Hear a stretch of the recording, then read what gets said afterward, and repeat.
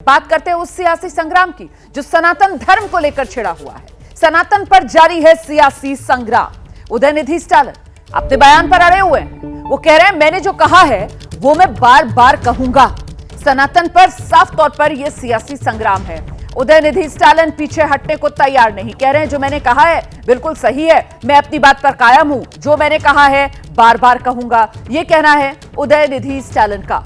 हालांकि उदयनिधि स्टालिन के बयान के बाद सियासी संग्राम जो छिड़ा हुआ है वो लगातार जारी है। सुनाते हैं आपको फिलहाल अपने बयान को लेकर उदयनिधि स्टालिन का रुख क्या सामने आ रहा है। பெண்கள் வந்து மேலாடை அணியக்கூடாது சொன்னாங்க. கணவன் இறந்த உடனே உடன்கட்டை ஏறணும்னு சொன்னாங்க. இதெல்லாம் தான் சனாதனம். இதெல்லாம் தான் நான் ஒழிக்கணும்னு சொல்றேன். அதான் நான் தொடர்ந்து சொல்லுவேன்.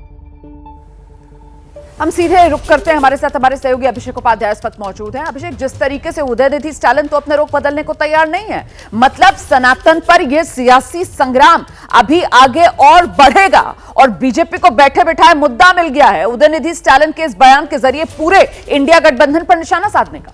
देखिए, एक बात समझना होगा रोमाना, उदयनिधि जो बात कह रहे हैं वो उनको तमिलनाडु में तो सूट करती है, क्योंकि वो जो द्राविड़ मूवमेंट है, पूरा जो द्रविड़ मुनेत्र कड़गम है वो द्राविड़ मूवमेंट से निकली है और पूरा द्राविड़ मूवमेंट वो पेरियार जी की शिक्षाओं पर है और वो इससे उसकी नींव यही है कि हिंदू धर्म की कुरीतियां और कई सारी मूर्ति पूजा और कई सारी चीजों पर वो लगातार विरोध करते आए हैं। तो जहां पर तमिलनाडु की बात है वहां वो पॉलिटिकली करेक्ट हो सकते हैं, वहां उसको उनका फायदा भी मिल सकता है, क्योंकि वो उनकी बुनियाद है। द्राविड़ आंदोलन और रामास्वामी पेरियार की जो उसके पीछे उनकी प्रेरणा है वो यही सारी चीजें जो आज कह रहे हैं, वो कोई नई बात नहीं कह रहे हैं। इसके पहले भी डीएमके की ओर से इस तरह की बातें आती रही हैं सामने।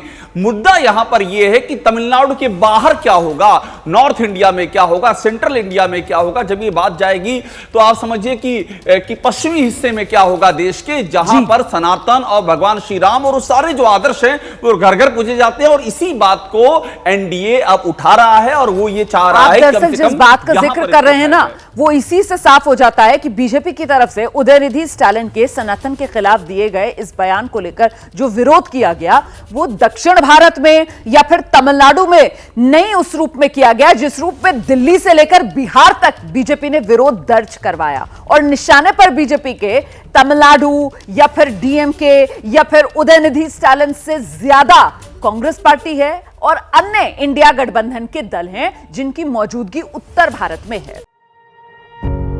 पत्रकारिता कोई इमोशन नहीं है, ना अपना कोई ज्ञान देना है और ना कोई विचार थोपना है। पत्रकारिता क्या है? पत्रकारिता का मतलब है सही जानकारी इकट्ठा करना और तथ्य बताना। पत्रकारिता आज जितने महत्वपूर्ण दौर में है शायद पहले नहीं थी। इस दौर से निकलने के लिए सिर्फ सच दिखाने की जरूरत है, वो सच जो आपके हित को आगे रखे। इसलिए अब रात 9 बजे प्राइम टाइम नहीं होगा, ये आपका टाइम है। जगविंदर पटियाल के साथ देखिए पब्लिक इंटरेस्ट सोमवार से शुक्रवार रात 9 बजे सिर्फ एबीपी न्यूज पर। एबीपी न्यूज आपको रखे आगे।